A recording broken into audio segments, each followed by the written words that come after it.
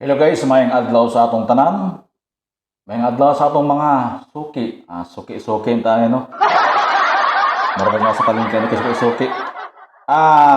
Talking about impeachment. Impeachment tama ba na? Impeachment. Tama ni balan. Atong isgot-isgotan ka no, talking about impeachment. In English pa nagsa no.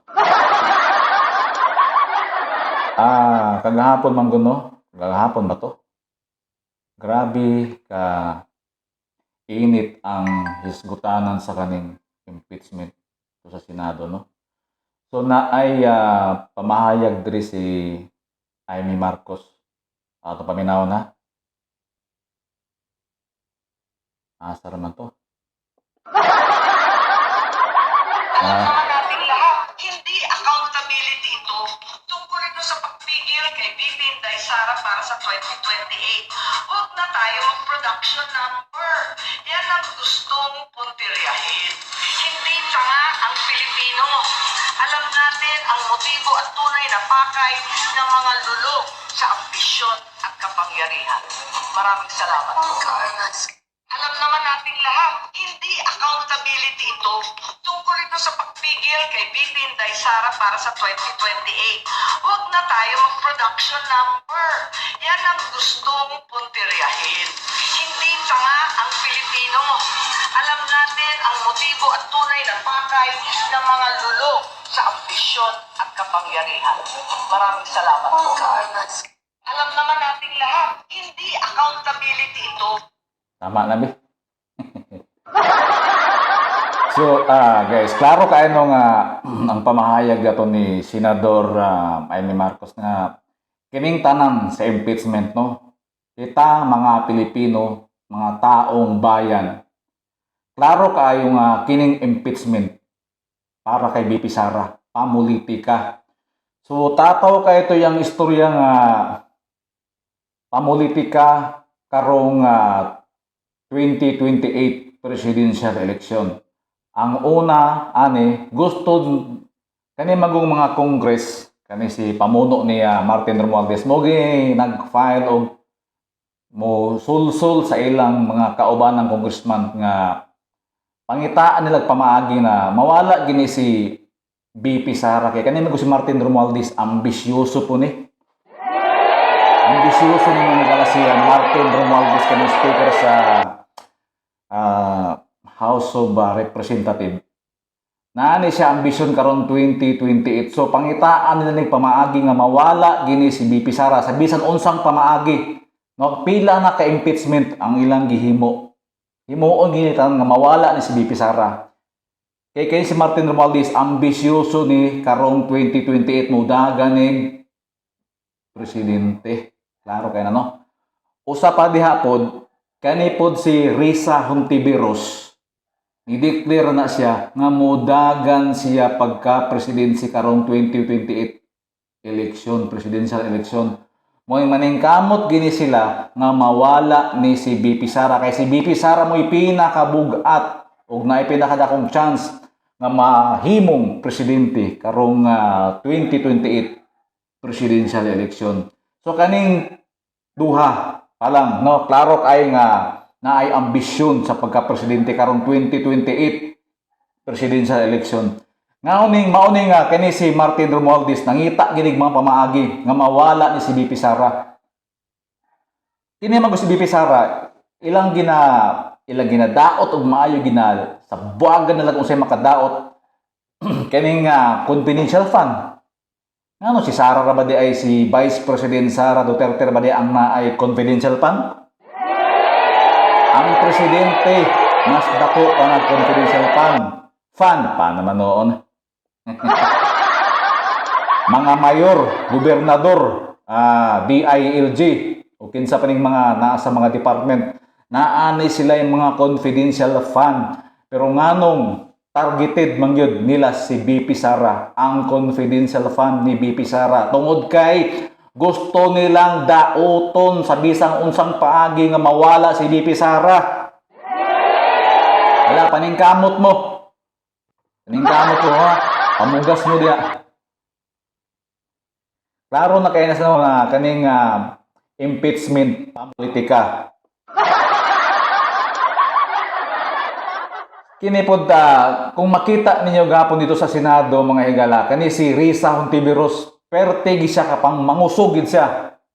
No? Nga mawala, ma-impeach gini si BP Sara. Siya mo nang usog ito sa Senado. Okay, i-declare na ba yan ni si Risa Hontiveros na budaga sa presidente karon 2028 presidential election. So klaro kayo katong pamahayag ni Senador Amy Marcos na kining tanan pamulitika. Kitang mga Pilipino, kitang mga taong bayan, buong Pilipinas, wag tayong tanga, gumising tayo. Wag tayong magpauto itong mga politika na to. Itong mga politikong maambisyon, puro ambisyon sa posisyon, no? Mga gutom, uhaw sa posisyon. Ano pa? Siyempre, kung may pera ka, nandiyan ang pera. May power at position ka. Ganon sila. Yan ang habol itong mga politikong ito. So, klaro tayo nung istorya ni Senador Amy Marcos. Kining tanan, pamulitika para karong 2028 presidential election. Ni-declare na si Risa Hontiveros nga mudagan sa pagka-presidente karong 2028 presidential election o kani si Coco Martin Romualdez. Palakpakan po ninyo. Naagin siya ambisyon pagka-presidente karong 2028 presidential election. So klaro kayo, kanang impeachment karon ni BP Sara, pamulitika kay gusto nilang ipin-down si BP Sara, Vice President Sara Duterte kay maunay pinakalig-on nga kalaban nila karong 2028 presidential election. So kamo diha, kani si Martin Romualdez, na magini kwarta da kay naa ang budget. Magani sila gi kuan kato si kani si BBM, gi-filean manig impeachment complaint.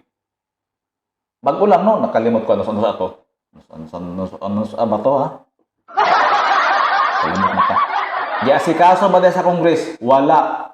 Pero pag abot kay BP Sara, bisag pila ka impeachment complaint ila dayong lihokon kay gusto nila mawala gini si BP Sara, si Vice President Sara Duterte. Kay mo ni pinakalig-on nga kalaban nila karong 2028 presidential election. So kung natanaw ninyo kung pamahayag ni Senador Amy Marcos, sana Senador Amy Marcos magpakatotoo ka, no?